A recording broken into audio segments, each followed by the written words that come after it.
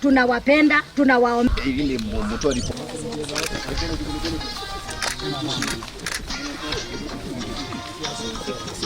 Ukiingia kwa hoteli unapata kiti ya hoteli inakaliwa na watu zaidi ya 20 kwa siku moja.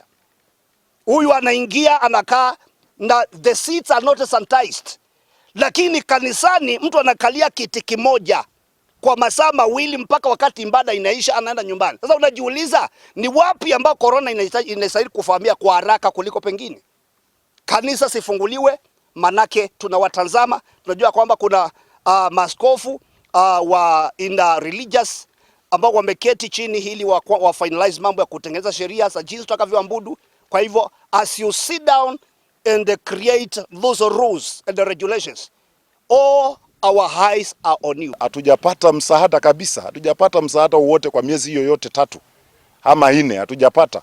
Kwa hivyo wale watu wanatulilia tuweze kuwasaidia na hatuna chochote. Tunaomba serikali pia ituweke katika mipangilio, maana tunaona wanaweza wanapeana misaada kwa vikundi vingine, lakini kwa wachungaji hatujaona kabisa. Jamii linaendelea na kuumia, watoto wetu hawapati neno la Mungu, na wakati kama huu kuwalea watoto imekuwa ni changamoto kwa kanisa hata kwa wazazi. Kwa hivyo tunaomba ya kwamba serikali isikie wito wa watumishi na ifungue makanisa, watoto waendelee na kuangaliwa, watoto waendelee na kuchungwa, na watu wale wengine wa jamii